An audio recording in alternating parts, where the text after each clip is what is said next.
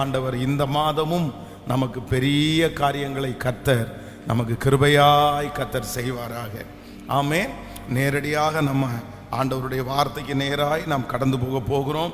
ஏசாயாவின் தீர்க்க தரிசன புஸ்தகம் 37ஆம் அதிகாரத்தினுடைய 31வது வசனத்தை நாம் எல்லாரும் சேர்ந்து வாசிக்க போகிறோம். ஏசாயாவின் தீர்க்க தரிசன புஸ்தகம் 37ஆம் அதிகாரத்தினுடைய 31வது வசனத்தை எல்லாரும் சேர்ந்து வாசிக்க போகிறோம். யூதா வம்சத்தாரில் தப்பி மீந்திருக்கிறவர்கள் மறுபடியும் கீழே வேர் பெற்றி மேலே கனி கொடுப்பார்கள். இன்னொரு விஷயம் கூட வாசிக்கலாம்.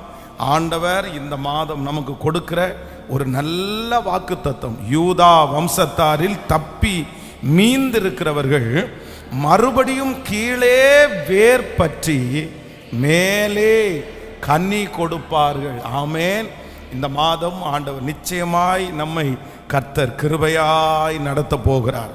இந்த மாதம் அநேகரை கண்டிப்பாக கர்த்தர் சிறையிலிருந்து யோசேப்பை வெளியே கொண்டு வந்தது போல ஆண்டவர் துவக்கத்திலேயே வாக்கு கொடுத்தார். பல வருடங்களாய் இருக்கிற சிறையிருப்புகளிலிருந்து இந்த மாதம் நம்முடைய கரத்தை பிடித்து கர்த்தர் வெளியே கொண்டு வர போகிறார். ஆமென். கர்த்தருடைய பிள்ளைகளே, இந்த மாதம் வாக்கு தத்தத்திற்காக ஆண்டவருடைய சமூகத்திலே எதிர்பார்க்கும் போது ஆண்டவர் என்னுடைய இருதயத்தில் வைத்த ஒரு நல்ல வார்த்தை, யூதா வம்சத்தாரில் தப்பி மீந்திருக்கிறவர்கள் மறுபடியும் கீழே வேர் பற்றி மேலே கனி கொடுப்பார்கள். ஹல்லேலூயா. கர்த்தர் இந்த மாதம் வாக்கு கொடுக்கிறார், நான் உன்னை மறுபடியும் வேர் பற்ற செய்து உன்னை கனி கொடுக்கிறவர்களாய் மாற்றுவேன் என்று கர்த்தர் வாக்கு கொடுக்கிறார். இந்த வசனத்தை ஆண்டவர் இஸ்ரவேல் ஜனங்களுக்கு, யூதா வம்சத்தாருக்கு இந்த வார்த்தையை சொல்லும்போது அவங்க வாழ்க்கையில ஏறக்குறைய பெரிய உடைவு. அப்படி என்றால் பராக்கிரமசாலிகள், ஞானிகள் எல்லாருமே நிறைய பேர் சிறைபிடிக்கப்பட்டார்கள், நிறைய பேர் மரித்தும் போனார்கள். இஸ்ரவேல் ஜனங்களுக்கு, யூதா ஜனங்களுக்கு விரோதமாய் நடந்த யுத்தத்திலே அங்கே இருக்கிற நிறைய பேர் மாண்டு போய் கொஞ்சம் பேர் மட்டும் மீதி இருந்தார்கள். அவர்கள் யார் அப்படின்னு சொன்னா, உடம்பு முடியாதவங்க, கால்கை இல்லாதவர்கள், படிப்பறிவு இல்லாதவர்கள், ரொம்ப தாழ்விடங்களிலே இருக்கிறவர்கள். யுத்தத்துக்கு அந்த தேசத்தை சிறைபிடித்த ராஜாக்கள் நல்லவர்களை பலரை உயிரோடு வைத்து தன்னுடைய நாட்டுக்கு வேலை செய்கிறதற்காக அழைச்சிட்டு போனாங்க. ஆனா கொஞ்சம் பேர் மீந்தி இருக்கிறவங்க யார் அப்படின்னு சொன்னா, அவர்கள் கழிச்சு போட்டு இவர்களால எந்த பிரயோஜனமும் இல்லை, இவர்களை கொண்டு நம்ம ஒண்ணுமே செய்ய முடியாதுன்னு அப்படி கொஞ்சம் கூட்ட ஜனங்கள் அங்கே விட்டு போகப்பட்டார்கள். ஆனா அவர்கள் எல்லாரும் இனி எதிர்காலம் இல்லை, இனி நம்முடைய வம்சத்தை கட்டி எழுப்ப முடியாது, நம்மளால என்ன செய்ய முடியும் அப்படி என்கிற ஒரு எண்ணத்தோடு இருக்கும்போது கர்த்தர் தீர்க்கதரிசியின் மூலமாய் கர்த்தர் வாக்கு கொடுக்கிறார். மீந்து இருக்கிற கூட்டமாகிய நீங்கள் சாதாரணமான கூட்டம் நீ நினைக்காத, நீ கழிச்சு போட்ட கூட்டம்னு நினைக்காத, நீ ஆகாது என்று தள்ளப்பட்ட கல்லா நீ நினைக்க வேண்டாம். மீதி இருக்கிறவர்களை நான் மறுபடியும் கீழே வேர் பற்றி மேலே கனி கொடுக்கிறவர்களாய் மாற்றுவேன். இந்த மாதம் கர்த்தர் நமக்கு வாக்கு கொடுக்கிறார். மீதம் இருக்கிற உங்களை கர்த்தர் தெரிந்து கொண்டிருக்கிறார். உங்களுடைய குடும்பத்திலே பராக்கிரமசாலிகள் மாறி போகலாம். உங்களுக்கு முன்பாக இருக்கிற மிகப்பெரிய மனிதர்கள் எல்லாம் தோற்று போயிருக்கலாம். நீங்க நினைக்கலாம், என்ன கொண்டு ஆண்டவர் என்ன செய்ய போறாரு, நான் என்ன செய்ய போகிறேன், நான் ஒருத்தரால இந்த குடும்பத்தை கட்ட முடியுமா, நான் ஒருத்தரால இந்த காரியத்தை செய்ய முடியுமா, எனக்கு எந்த பலனும் இல்லை, திறமை உள்ளவர்களே ஒன்றுமில்லாமல் கிடக்கும் போது என்னால எது செய்ய முடியும், நான் தப்பி இருக்கிறதே பெரிய விஷயம், நான் வாழ்றதே பெரிய விஷயம், நான் சுகமா இருக்கிறதே பெரிய விஷயம் அப்படி நீங்க நினைக்கலாம். ஆனா ஆண்டவர் இன்றைக்கு உங்க கரத்தை பிடிச்சு சொல்றாரு, இல்லை, சாதாரணமா இருக்கிற மீந்தி இருக்கிற உங்களை கர்த்தர் மறுபடியும் வேரூன்ற பண்ணி கர்த்தர் மறுபடியும் கனி கொடுக்கிறவர்களாய் மாற்ற போகிறார். ஹல்லேலூயா. கர்த்தருக்கு மீதி இருக்கிற அந்த சின்ன கூட்டம் போதும். ஆனால் நான் நம்புகிறேன், இவ்வளவு போராட்டங்கள், இத்தனை பிரச்சனைகள் வந்தும் நீங்கள் மீதியாய் அப்படின்னா மீந்திருக்கிறீர்களே, ஆனால் கர்த்தருடைய அபிஷேகம் உங்க மேல இருக்குது, ஆண்டவருடைய தரிசனம் நம்மேல் இருக்கிறது. இந்த மாதம் கர்த்தர் கொடுக்கிற வாக்குத்தத்தம் யாருக்காக அப்படின்னு சொன்னா, இத்தனை புயல்கள், இத்தனை பிரச்சனைகள் வந்தும் மீதி இருக்கிறீர்கள் பாருங்கள், இத்தனை நாட்களும் நிர்மூலமாகாம இருக்கிறீங்க பாருங்க, உங்களை பார்த்து தான் கர்த்தருடைய வார்த்தை கடந்து வருகிறது. ஆமென். மீதி இருக்கிற நீங்களும் நானும் தேவனால் தெரிந்து கொள்ளப்பட்ட ஜனம். கர்த்தர் உங்களை காப்பாற்றுவதற்கு ஒரு நோக்கம் உண்டு.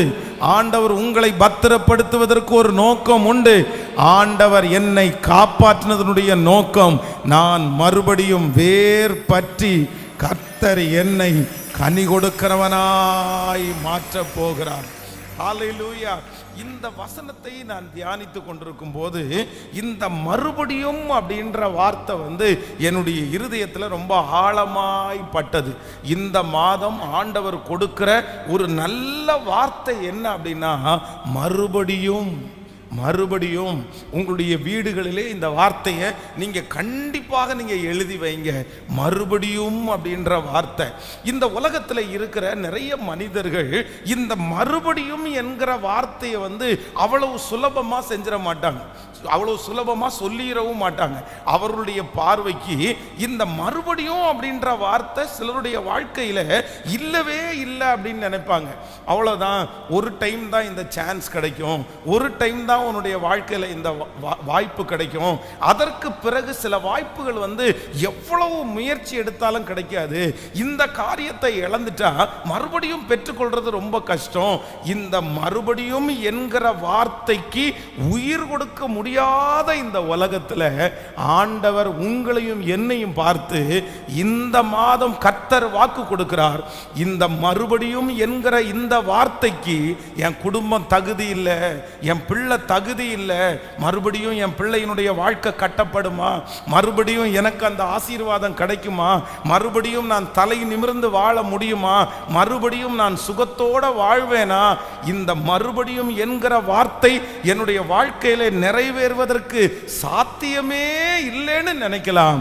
ஆனால் இந்த மாதம் கர்த்தர் வாக்கு கொடுக்கிறார், உங்க வாழ்க்கையில ஒரு வார்த்தை வருகிறது, மறுபடியும் என்கிற வார்த்தை. மறுபடியும் என்கிற வார்த்தை. மறுபடியும் மீதி இருக்கிறவர்கள் வேர் பற்றுவார்கள். கர்த்தர் வாக்கு கொடுக்கிறார், உன்னுடைய குடும்பம் வேர் பற்றும், உங்களுடைய தொழில் வேர் பற்றும், உங்களுடைய பிள்ளைகள் வேர் பற்றுவார்கள்.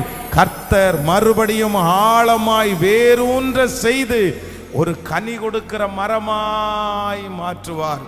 கைகளை அசைத்து ஒரு ஹல்லேலூயா சொல்லுங்கள்.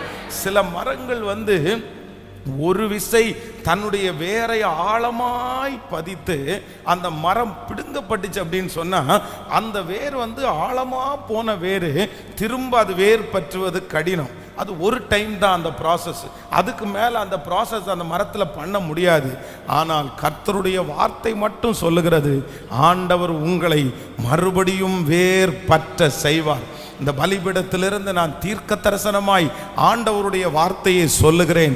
இந்த மாதம் உங்களுடைய குடும்பத்தை பார்த்து கர்த்தர் மறுபடியும் என்கிற வார்த்தையை கர்த்தர் சொல்லுவாராக. உங்களுடைய வருமானத்தை பார்த்து ஆண்டவர் மறுபடியும் என்கிற ஒரு வார்த்தையை கர்த்தர் சொல்லுவாராக. திரும்ப ஒரு வாய்ப்பை கர்த்தர் எனக்கு தந்தால், திரும்ப ஒரு ஆசீர்வாதத்தை கர்த்தர் எனக்கு தந்தால் நான் இழக்க மாட்டேன், நான் அதை பத்திரப்படுத்துவேன், நான் அதை ஆசீர்வாதமா வைப்பேன். ஏற்கனவே கிடைச்ச ஒன்றை நான் இழந்துட்டேன், அது திரும்ப வருமா அப்படின்னு ஏக்கமா இருக்குது. ஆனால் ஆண்டவர் இந்த மாதம் வாக்கு கொடுக்கிறார், இல்லை, நான் விழுந்து போன தாவீதின் கூடாரத்தை எடுப்பித்து கட்டி அதனுடைய திறப்புகளை அடைத்து பாழாய் போனதை சீர்படுத்தி முன்னாடி இருந்ததை விட மகிமையாய் நடத்துகிற கர்த்தர் வாக்கு கொடுக்கிறார். மறுபடியும் மேளதாள சத்தம் கேட்கும், மறுபடியும் களிப்பின் சத்தம் கேட்கும், மறுபடியும் சந்தோஷ சத்தம் கேட்கும், மறுபடியும் குழந்தை சத்தம் கேட்கும், மறுபடியும் உங்கள் கற்பத்தை கர்த்தர் திறப்பார், மறுபடியும் உங்கள் குடும்பத்தை கர்த்தர் கட்டுவார், மறுபடியும் இந்த லீபனோன் பூத்து குலுங்கி பூமியை பலனினால் நிரப்புகிற காலம் வரும். கர்த்தர் வாக்கு கொடுக்கிறார், நான் மறுபடியும் உன்னுடைய வாழ்க்கையிலே செயல்படுவேன். ஹல்லேலூயா. கைகளை எல்லாரும் உயர்த்தி இந்த வார்த்தையை நான் நம்புறேன் ஆண்டவரே, இந்த வார்த்தையை நான் விசுவாசிக்கிறேன் ஆண்டவரே. ஹல்லேலூயா. இந்த மாதம் முடிகிறதுக்குள்ளே நீங்கள் சிலர் சாட்சி சொல்ல போகிறீர்கள். பாஸ்டர், கர்த்தர் மறுபடியும் என நினைச்சிட்டாரு, பாஸ்டர் மறுபடியும் ஆண்டவர் அந்த ஆசீர்வாதத்தை எனக்கு கொடுத்துட்டாரு, மறுபடியும் ஒரு ஜெப ஆவியினால ஆண்டவர் என்னை நிரப்பிட்டாரு, மறுபடியும் அந்த பழைய பலன் எனக்கு வந்துருச்சு, மறுபடியும் அந்த பழைய அபிஷேகத்தை கர்த்தர் எனக்கு கொடுத்துட்டாரு. இந்த மாதம் மறுபடியும் ஓ ஹல்லேலூயா. யூதா வம்சத்தாரில் மீது இருக்கிறவர்கள் மறுபடியும் வேர் பற்றி அது கனி கொடுக்கிற மாதமாய் இந்த மாதம் கர்த்தர் மாற்றுவேன் என்று கர்த்தர் வாக்கு கொடுக்கிறார். ஹல்லேலூயா. இந்த மறுபடியும் என்கிற வார்த்தையை வேதத்தில் பல இடங்களிலே நான் தேடினேன். சரி, ஆண்டவர் இந்த மறுபடியும் அப்படின்ற வார்த்தையை எங்கெல்லாம் சொல்லி இருக்கிறார் அப்படின்னா, ஒரு 3 வசனங்கள் என்னுடைய இருதயத்தில் ரொம்ப ஆச்சரியமா என்னை தொட்டது. அந்த 3 ஆசீர்வாதங்களையும் இந்த மாதம் ஆண்டவர் நமக்கு கிருபையாய் கர்த்தர் தரப்போகிறார். ஹல்லேலூயா. வாசிக்கலாம். முதலாவதாக ஒரு வசனத்தை வாசிக்க போறோம். நீங்கள் ஆதியாகமம் 40ஆம் அதிகாரத்தினுடைய 13வது வசனத்தை வாசிக்க போகிறோம். ஆதியாகமம் 40ஆம் அதிகாரத்தினுடைய 13வது வசனத்தை வாசிக்கலாம். 3 நாளைக்குள்ளே பார்வோன் உன் தலையை உயர்த்தி உன்னை மறுபடியும் உன் நிலையிலே நிறுத்துவார். முன்னே அவருக்கு பானம் கொடுத்து வந்த வழக்கத்தின்படியே பார்வோனின் பாத்திரத்தை அவன் கையிலே கொடுப்பான். இன்னொரு விஷயம் கூட வாசிக்கலாம். 3 நாளைக்குள்ளே பார்வோன் மறுபடியும் உன் தலையை உயர்த்தி உன்னை மறுபடியும் உன் நிலையிலே நிறுத்துவார். முன்னே அவருக்கு பானம் கொடுத்து வந்த வழக்கத்தின்படியே பார்வோனின் பாத்திரத்தை அவன் கையிலே கொடுப்பாய். கர்த்தருடைய பிள்ளைகளே, இங்கே மறுபடியும் அப்படின்ற ஒரு வார்த்தை ஆதி ஆகமத்திலே இந்த இடத்திலே எழுதப்பட்டிருக்கிறது. அப்படின்னா சிறைச்சாலையிலே 2 பேர் இருக்கிறார்கள். அவர்கள் 2 பேருமே சந்தேக கேஸ்னால பிடிக்கப்பட்டவர்கள். ராஜாவுக்கு விரோதமாய் எழும்பி ராஜாவை கொல்லுவதற்கு சதி சித்தம் தீட்டினதுல அங்க இருக்கிற நிறைய பேரை செக் பண்ணி 2 பேர் மேல சந்தேகம் வருது. ஒன்று பானபாத்திரக்காரன் மேல, இன்னொன்று சுயம்பாய்களின் தலைவன் பேரில். இவர்கள் 2 பேருமே ராஜாவுக்கு ரொம்ப நெருக்கமாய் ராஜாவுடைய பார்வையிலே இருக்கிறவர்கள். இவர்கள் 2 பேரும் இவங்க 2 பேர் மேலையும் சந்தேகப்பட்டு இவங்க 2 பேரையும் அரெஸ்ட் பண்ணி இப்போ ஜெயிலில் வச்சிருக்கிறாங்க. இப்போ இவருடைய வாழ்க்கை என்றைக்காவது ஒரு நாள் விசாரிக்கப்படும். அன்றைக்கு குற்றவாளிகள் தூக்கிலே போடப்படுவார்கள். இது எப்படி வேண்டும் என்றாலும் நடக்கலாம். ஒருவேளை யாராவது ஒருத்தர் உள்ளே இருக்கிற நபர் ஒரு பொய்யான ஒரு காரியத்தை சொல்லி செய்யாத ஒரு குற்றத்திற்காக யாராவது ஒருத்தர் தூக்கில கூட இடப்படலாம். அப்போ இந்த பானபாத்திரக்காரனுக்கு தன்னுடைய மனதில் ஒரு மிகப்பெரிய பயம் ஓடுது. அப்படின்னா நான் மறுபடியும் ராஜாவினுடைய வேலைக்கு இல்லைன்னா கூட பரவாயில்ல, நான் உயிரோட வாழ்ந்தா போதும் அப்படின்ற பயத்திலே இருக்கும்போது யோசேப்பின் மூலமாய் ஆண்டவர் ஒரு வார்த்தையை சொல்கிறாரு. இல்ல, மறுபடியும் நீ எந்த இடத்திலிருந்து நீ எடுக்கப்பட்டாயோ, எந்த நிலையிலிருந்து நீ தள்ளப்பட்டாயோ, அதே இடத்துல மறுபடியும் உன்னை நிறுத்தி நீ முன்னே ராஜாவுக்கு பானபாத்திரக்காரனாய் இருந்தது போல அந்த வேலை உன்னுடைய கையிலே திரும்ப கொடுக்கப்படும். அப்படின்னா இது நம்பிக்கை இல்லாத ஒன்று. சந்தேக கேஸில் ராஜாவினிடத்திலிருந்து ஒருத்தர் பிடிக்கப்பட்டால் அவர்கள் ஏற்கனவே இருந்த வேலை உடனே கொடுக்கப்பட மாட்டாது. ஏன் அப்படின்னா பானபாத்திரக்கார வேலை அப்படின்றது ரொம்ப கவனத்துக்குரிய வேலை. அந்த இடத்துல இருக்கிறவர்களை வைத்துதான் ராஜாவுடைய உயிரே இருக்கிறது. அந்த பானபாத்திரக்காரன் நினைச்சா ராஜாவை சாகடிக்க முடியும், ஈஸியா சாகடிக்க முடியும். ராஜாவுடைய நம்பிக்கையே பானபாத்திரக்காரன். அப்போ ஏற்கனவே ஒரு டவுட் வந்திருக்குது, ஏற்கனவே ஒரு சந்தேகம் இருக்கிறதுனால கண்டிப்பாக மறுபடியும் அந்த வேலை அவனுடைய கரத்தில் கிடைப்பதற்கு வாய்ப்பே இல்லை. ஆனால் இந்த இடத்துல ஒரு வார்த்தை சொல்லுகிறது, இல்லை, நீ எந்த ஸ்தலத்திலிருந்து தள்ளப்பட்டாயோ அதே நிலையிலே மறுபடியும் உன்னை ராஜா நிறுத்துவார். நான் நம்புகிறேன் கர்த்தர் இந்த மாதத்திலே நமக்கு எல்லாருக்கும் வாக்கு கொடுக்கிறார். மறுபடியும் கர்த்தர் நம்மை நிறுத்த போகிறார்.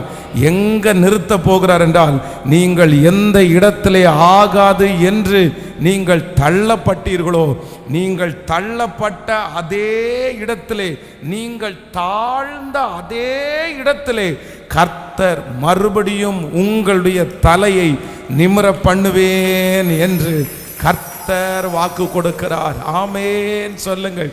கைகளை உயர்த்தி சொல்லுங்க, அப்பாவை பார்த்து, என்னை மறுபடியும் நான் தாழ்ந்த இடத்திலே கர்த்தர் எனக்கு மறுபடியும் ஒரு உயர்வை கர்த்தர் தரப்போகிறார்.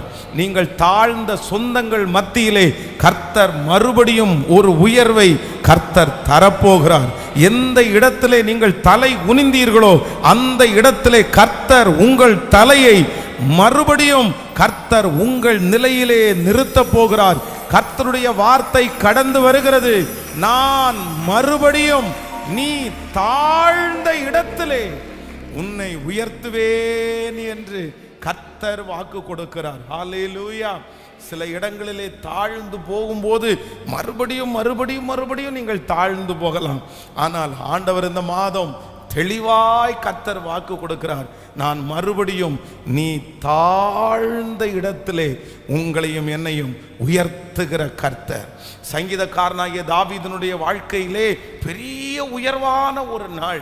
கோலியாத்தை கொன்று ஜனங்களுக்கு முன்பாக ஒரு பெரிய பேரை சம்பாதித்து ரொம்ப ஆசீர்வாதமாய் கைத்தட்டுதல், பெருமை எல்லாம் வந்தது. எல்லா ஜனங்களுக்கு முன்பாகவும் ரொம்ப பப்ளிசிட்டி ஆனார். ஆனால் திடீரென்று ஒரு நாள் அவனுடைய வாழ்க்கையிலே தாழ்ந்து போகிற ஒரு சூழ்நிலை, எல்லாரும் அவமானப்படுத்துகிற ஒரு சூழ்நிலை, எல்லாரும் அவனை ஒரு சாதாரணமான மனுஷனை போல நினைக்கிறார்கள்.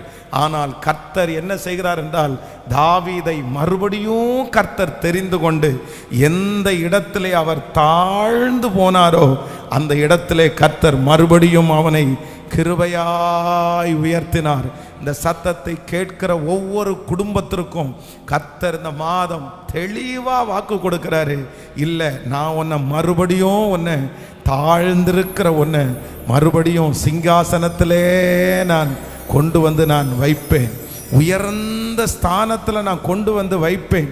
உங்க குடும்பத்துக்கு முன்பாக மறுபடியும் கர்த்தர் உங்களை உயர்த்துவேன் என்று கர்த்தர் வாக்கு கொடுக்கிறார். ஹல்லேலூயா. இந்த பிரசங்கத்தினுடைய சத்தம் கேட்கப்பட்டு கொண்டு இருக்கும் போதே தாழ்ந்து கிடக்கிற உங்களை கர்த்தர் கைதூக்கி எடுத்து மறுபடியும் உன்னதமான ஸ்தானத்திலே கர்த்தர் அமர பண்ணுகிற கர்த்தர், நான் உன் தலையை உயர்த்தி மறுபடியும் நீ எந்த நிலையிலிருந்து தள்ளப்பட்டாயோ அதே இடத்துல உன்னை நிறுத்துவேன் என்று கர்த்தர் வாக்கு கொடுக்கிறார். ஹல்லேலூயா. மறுபடியும் கட்டுகிற ஒரு மாதம், மறுபடியும் அலங்கரிக்கிற ஒரு மாதம், மறுபடியும் உயர்த்துகிற ஒரு மாதம், மறுபடியும் கர்த்தர் என்னை நினைக்கிற ஒரு மாதம், மறுபடியும் என்னை வளர்த்துகிற ஒரு மாதம், மறுபடியும் என்னை வேரூன்ற பண்ணுகிற ஒரு மாதம், மறுபடியும் என்னை கனி கொடுக்க பண்ணுகிற ஒரு மாதம், மறுபடியும் என் தலையை உயர்த்துகிற ஒரு மாதம். ஹல்லேலூயா. அப்போ நம்பர் 1, முதலாவதாக கர்த்தர் இந்த மாதம் வாக்கு கொடுக்கிறார், நான் உன்னை மறுபடியும் நான் வேறொன்று செய்வேன். எப்படி மறுபடியும் அப்படின்னு சொன்னா, நீ தாழ்ந்த இடத்திலே மறுபடியும் உன் தலையை உயர்த்துகிற கர்த்தர். ஹல்லேலூயா. நம்பர் 2, இரண்டாவதாக ஒரு வசனத்தை நம்ம வாசிக்கலாம். சோத்திரம். எரேமியாவின் தீர்க்க தரிசன புஸ்தகத்திலே நீங்கள் 31ஆம் அதிகாரம் 4வது வசனத்தை நம்ம வாசிக்க போகிறோம். எரேமியாவின் தீர்க்க தரிசன புஸ்தகம் 31ஆம் அதிகாரத்தினுடைய 4வது வசனம். இஸ்ரவேல் என்னும் கன்னிகையே, மறுபடியும் உன்னை கட்டுவிப்பேன், நீ கட்டப்படுவாய். மறுபடியும் நீ மேள வாத்தியத்தோடும் ஆடல் பாடல் செய்கிறவர்களின் களிப்புள்ள கூட்டத்தோடும் புறப்படுவாய். ஆமென் சொல்லுங்கள் எல்லாரும் சேர்ந்து. இன்னொரு விஷயம் கூட வாசிக்கலாம். இஸ்ரவேல் என்னும் கன்னிகையே, மறுபடியும் உன்னை கட்டுவிப்பேன், நீ கட்டப்படுவாய். மறுபடியும் நீ மேள வாத்தியத்தோடும் ஆடல் பாடல் செய்கிறவர்களின் களிப்புள்ள கூட்டத்தோடும் புறப்படுவாய். ஆமென். இந்த வசனம் எனக்கு ரொம்ப பிடிச்சிருச்சு.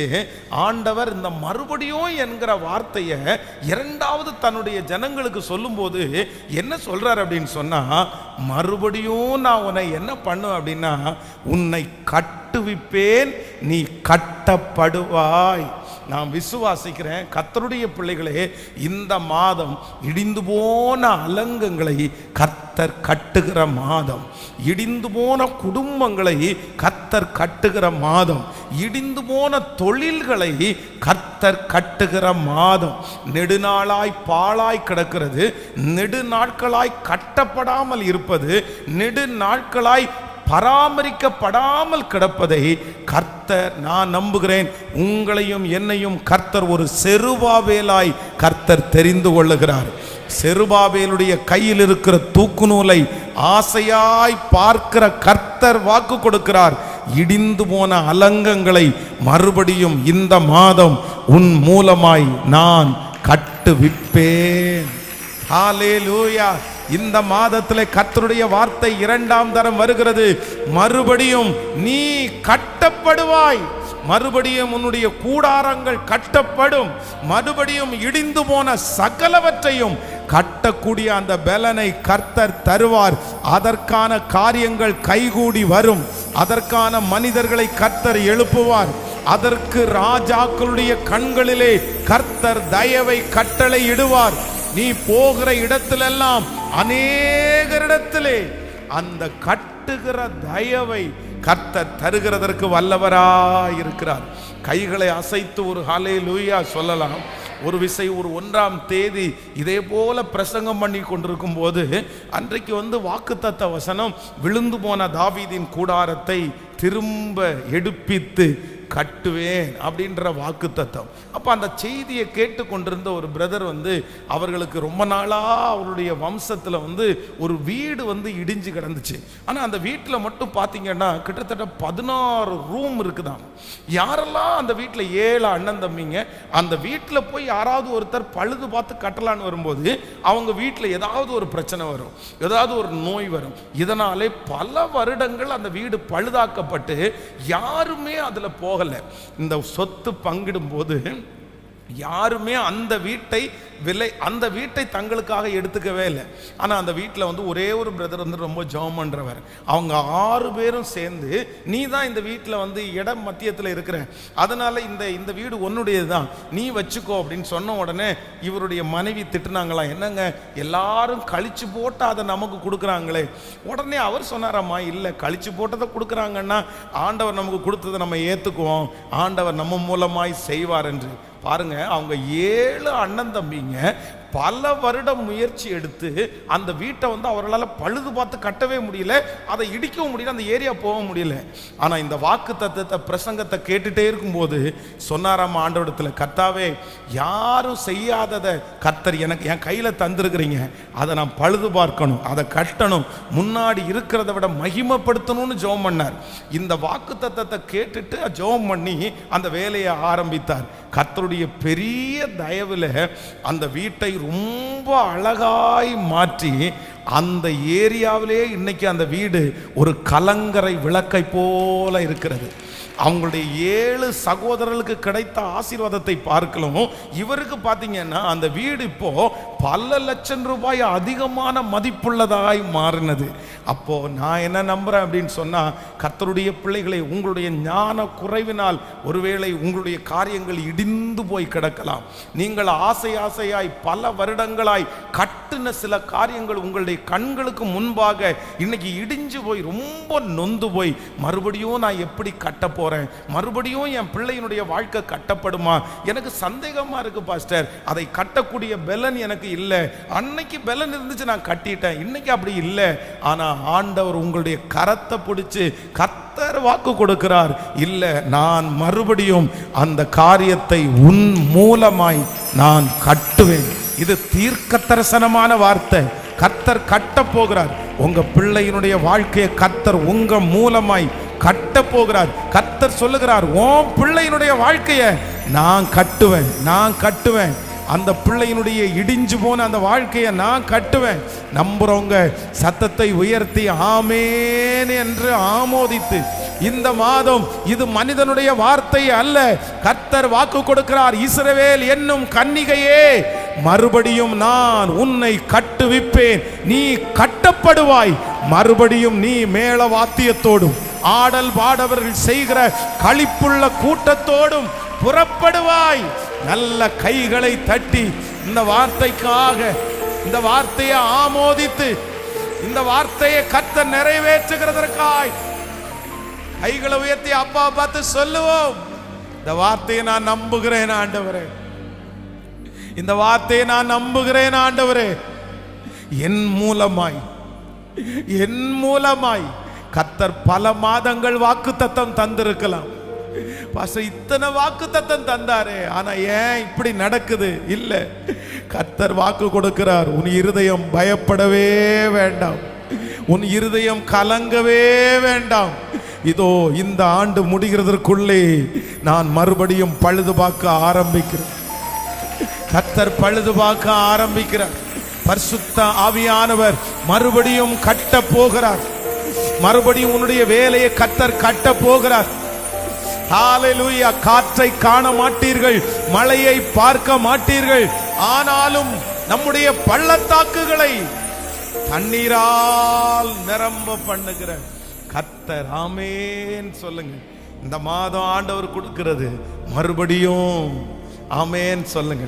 ஒரு 10 டைம் கையை உயர்த்தி சொல்லுங்க, மறுபடியும் சொல்லுங்க, மறுபடியும் மறுபடியும் மறுபடியும் மறுபடியும் மறுபடியும் மீண்டும் கட்டுகிற ஒரு கர்த்தரை நாம் ஆராதிக்கிறோம்.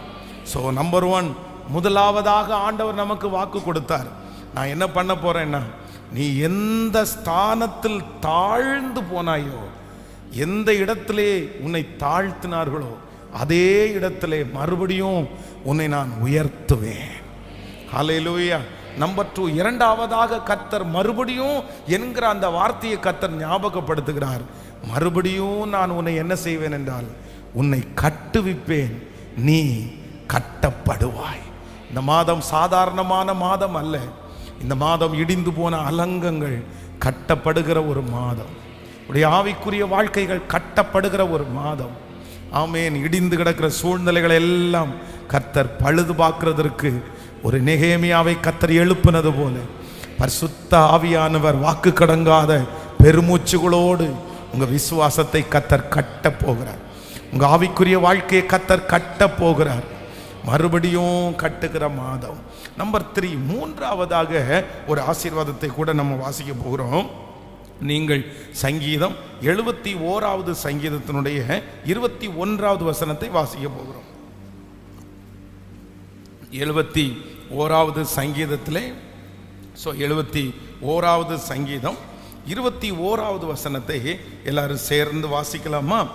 என் மேன்மையை பெருக பண்ணி என்னை மறுபடியும் தேற்றுவீர். எல்லாரும் சேர்ந்து வாசிக்கலாம். என் மேன்மையை பெருக பண்ணி என்னை மறுபடியும் தேற்றுவீர். ஹல்லேலூயா. கர்த்தருடைய பிள்ளைகளே, இந்த இடத்துல சங்கீதக்காரன் என்ன நினைக்கிறார் அப்படின்னு சொன்னா, அவருடைய வாழ்க்கையிலே நிறைய ஆறுதல்களை அவர் பார்த்திருக்கிறார். நிறைய சூழ்நிலையிலே ஆண்டவர் அவரை ஆறுதல் படுத்தி இருக்கிறார், தேற்றி இருக்கிறார், தட்டி கொடுத்திருக்கிறார்.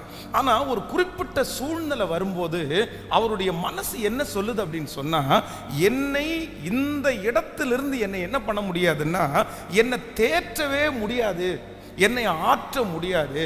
பொதுவாக நீங்கள் யாக்கோபனுடைய வாழ்க்கையை எடுத்து வாசிப்பீர்களே ஆனால், தன்னுடைய வாழ்க்கையிலே எத்தனையோ தோல்வி நேரத்தில் ஆண்டவர் அவனை தேற்றினார், அவனுடைய பிள்ளைகள் அவனை தேற்றினார்கள், அவனுடைய சூழ்நிலை அவனை ரொம்ப அழகாக தட்டி கொடுத்து அவனை தேற்றிருச்சு. ஆனால் யோசேப்பு என்கிற தன்னுடைய பிள்ளை மரிக்கும் போது யாக்கோபு என்ன சொல்றார் அப்படின்னு சொன்னா, என்னை யாருமே என்ன பண்ண முடியாது அப்படின்னா, என்னை தேற்ற முடியாது. ஏன் அப்படின்னா, என்னுடைய காயத்திற்கு மருந்து போடுகிறதற்கு இந்த உலகத்தில் எந்த மருந்துமே கிடையாது, என்னை தேற்றவே முடியாது அப்படின்ற ஒரு முடிவு எடுத்து தான் என்னை துக்கத்தோடு நீங்க வந்து கல்லறைக்கு அனுப்புவீங்களே தவிர என்னை எதை கொடுத்தும் என்னை தேற்ற முடியாது. ஆனால் வேதம் இந்த இடத்துல சங்கீதக்காரன் ரொம்ப அழகா சொல்றாரு, என் மேன்மையை பெருக பண்ணி என்னை மறுபடியும் நீர் என்ன பண்ணுவீர் என்றால் என்னை தேற்றுவீர், மறுபடியும் என்னை தேற்றுவீர். மூன்றாவதாக இந்த மாதம் கர்த்தர் உங்களுக்கு கிருபையாய் கர்த்தர் வாக்கு கொடுக்கிறார், நான் உன்னை தேற்றுவேன் என்று கர்த்தர் வாக்கு கொடுக்கிறார். என்னுடைய காயத்தை யாராலும் ஆற்ற முடியாது.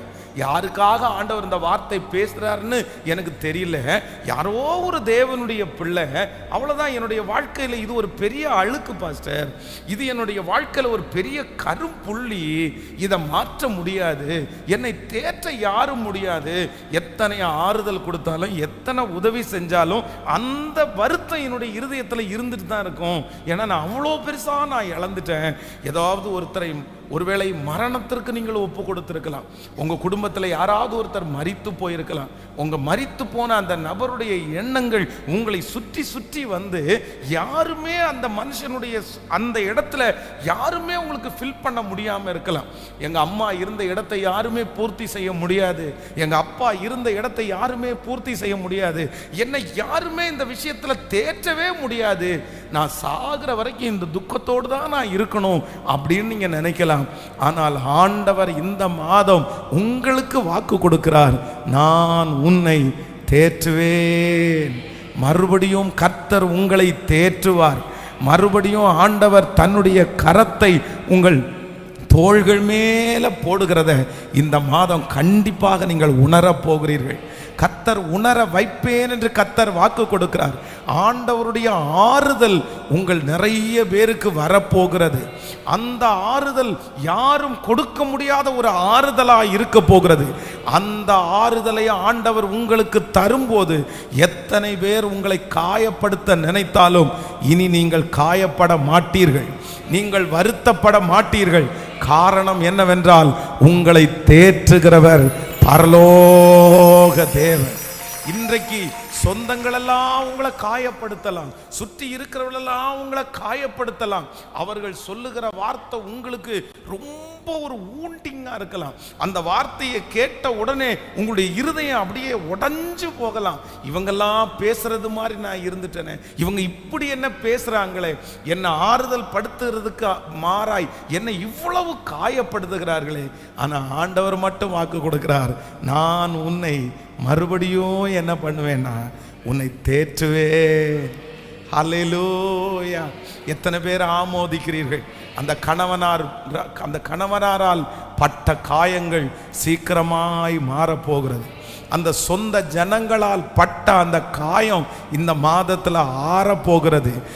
நாள் தவறாமல் இருக்கிற மனசுக்குள்ளே இருக்கிற வருத்தம், இன்னைக்கு யாரோ ஒருத்தர் இந்த சத்தத்தை கேட்கும்போது, பாஸ்டர் இந்த வார்த்தை வேற யாருக்காகவும் இல்லை, எனக்காக தான் பாஸ்டர் இந்த வார்த்தை. அவர் எவ்வளோ என்னை தேற்றணும்னு நினைக்கிறாரு, ஆனால் என் மனசுக்கு ஆறுதலே இடம் கொடுக்க மாட்டேங்குது. நீ எப்படி என்னை தேற்றுவ? நீ இவ்வளவு எனக்கு விரோதமாக பண்ணிட்டியே. என்னென்னமோ அந்த வார்த்தைகள் மறுபடியும் உங்கள் இருதயத்தை காயப்படுத்திட்டே இருக்குது. இரவு தூங்க போகும்போது, தெருவில் நடக்கும்போது, நல்ல காரியங்களுக்கு போகும்போது, அந்த இருதயத்தில் மட்டும் அந்த துக்கத்தை யாராலும் எடுத்து போடவே முடியல. ஆனால் கர்த்தர் மட்டும் இந்த மாதம் வாக்கு கொடுக்கிறார், இல்லை இந்த மாதம் மறுபடியும் நான் உன் காயங்களை ஆற்றுவேன், நான் உன்னை தேற்றுவேன், நீ ஆறுதல் அடைவாய். உன்னுடைய இருதயத்திலே பல நாட்களாய் இருக்கிற அந்த இஸ்ரவேலுடைய அடிக்காயத்தை கர்த்தர் ஆற்றுவேன் என்று கர்த்தர் வாக்கு கொடுக்கிறார். நம்புறவங்க கரங்களை தட்டி ஆமென் ஸ்தோத்திரம். உங்கள் வருத்தங்கள் யாவையும் கர்த்தர் மறக்கும்படி பண்ணுகிற மாதம் இந்த மாதமாய் மாறப்போகிறது. இந்த மாதம் என் ஜனத்தை ஆற்றுங்கள், என் ஜனத்தை தேற்றுங்கள். கர்த்தருடைய தேறுதல் இந்த மாதம் நமக்கு கிடைக்க போகிறது. அந்த கம்ஃபர்ட் ஜோன் கர்த்தர் இந்த மாதம் நமக்கு தரப்போகிறார். இதுவரையிலும் யாரும் கொடுத்திராத ஒரு ஆறுதலை இந்த மாதம் கர்த்தரே உங்களுக்கு தரப்போகிறார். எத்தனை பேர் விசுவாசிக்கிறீர்கள்? இப்ப அந்த வாக்குத்தத்த வசனத்தை ஒரு 10 டைம் நம்ம வாசிக்க போகிறோம். ஏசாயாவின் தீர்க்கதரிசன புஸ்தகம் 37ஆம் அதிகாரம் 31வது வசனம். யூதா வம்சத்தாரில் தப்பி மீந்திருக்கிறவர்கள் மறுபடியும் கீழே வேர் பற்றி மேலே கனி கொடுப்பார்கள். சொல்லுங்கள் பார்க்கலாம். யூதா வம்சத்தாரில் தப்பி மீந்திருக்கிறவர்கள் மறுபடியும் கீழே வேர் பற்றி மேலே கனி கொடுப்பார்கள். சத்தமாய் சொல்லுங்கள். யூதா வம்சத்தாரில் தப்பி மீந்திருக்கிறவர்கள் மறுபடியும் கீழே வேர் பற்றி மேலே கனி கொடுப்பார்கள். கர்த்தராகிய ஆண்டவர் இந்த மாதம் நமக்கு கொடுக்கிற ஒரு நல்ல வாக்குத்தத்தம், யூதா வம்சத்தாரில் மீதி இருக்கிறவர்கள் மறுபடியும் கீழே வேர் பற்றி மேலே கனி கொடுப்பார்கள். இந்த மாதம் கர்த்தர் மறுபடியும் உங்களை நட்டு உங்களை வேர்விட பண்ணி மேலே கனி கொடுக்கிறவர்களாய் கர்த்தர் மாற்றுவேன் என்று தேவன் வாக்கு கொடுக்கிறார். இந்த மாதம் மறுபடியும் உங்களை கட்டுகிற மாதம், மறுபடியும் உங்களை கர்த்தர் நினைக்கிற மாதம், மறுபடியும் உங்களை கர்த்தர் ஆறுதல் படுத்துகிற மாதம். இந்த மாதம் இஸ்ரவேலின் ஜெயபலமான கர்த்தர் வாக்கு கொடுக்கிறார். நான் மறுபடியும் மறுபடியும் மறுபடியும் உன்னை நான் தலை நிமிர பண்ணுவேன். ஹalleluya.